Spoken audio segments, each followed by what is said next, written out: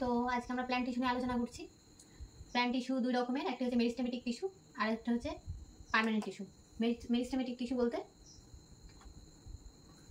এই যে মেরিস্টেমেটিক টিস্যুর মেইনলি মেরিস্টেমেটিক টিস্যুটা কাজই হচ্ছে আমাদের কোষগুলোর বৃদ্ধি ঘটিয়ে কোষ বিভাজন মাধ্যমে আমাদের গাছের বৃদ্ধি ঘটানো। ঠিক আছে, তো আমাদের এই যে এপিক্যাল মানে মেরিস্টেমেটিক টিস্যু কত রকমের হয়, কোন পজিশনে অবস্থান করে সেগুলো দেওয়া আছে এখানে বলছি। এপিক্যাল মেরিস্টেম হচ্ছে আমাদের কাণ্ড এবং মূলের টিপে অবস্থিত, মানে মাথায় যে অবস্থান করে, এবং এর প্রধান মানে প্রাথমিক যে গ্রোথ আমাদের প্রাইমারি গ্রোথ, এই প্রাইমারি যে গ্রোথে কিন্তু আমাদের এই এপিক্যাল মেরিস্টেম সাহায্য করে। আর এটা হচ্ছে ইন্টারক্যালারি মেরিস্টেম। ইন্টারক্যালারি মেরিস্টেমটা কোথায় অবস্থিত? ইন্টারক্যালারি মেরিস্টেমটা হচ্ছে আমাদের যে মানে পাতার বেস এবং নোডে অবস্থিত। ঠিক আছে, পাতার বেস আর নোডে অবস্থিত, যেটা আমাদের পুনর্বৃদ্ধিতে সাহায্য করে। আর এই যে ল্যাটারাল মেরিস্টেমটা আমাদের সেকেন্ডারি গ্রোথে সাহায্য করে। ঠিক আছে, তো মেরিস্টেমেটিক এ হলো।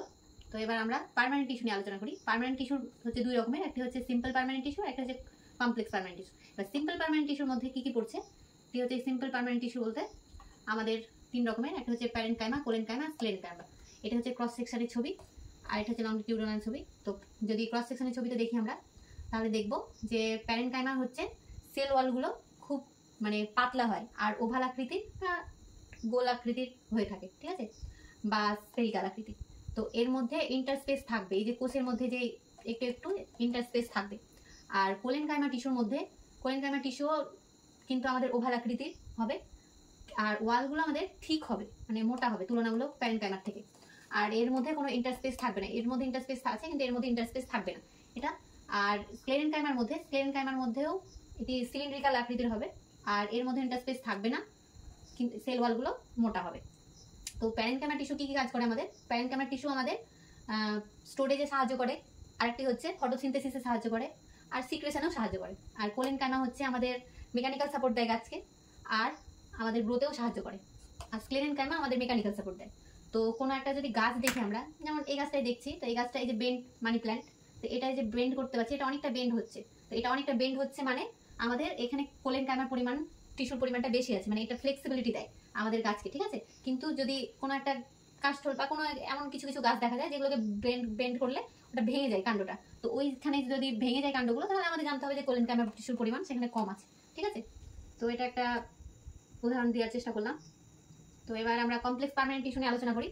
তো কমপ্লেক্স পার্মানেন্ট টিস্যুটা আবার দুই রকমের, একটা হচ্ছে জাইলেম, একটা হচ্ছে ফ্লোয়েম। তো এটার ছবিটাও দেখে নিই আমরা। এই যে জাইলেম আর ফ্লোয়েমের, এই যে এটা একটা কাণ্ড থেকে এটা কাট পিস নেওয়া হয়েছে ক্রস সেকশনে।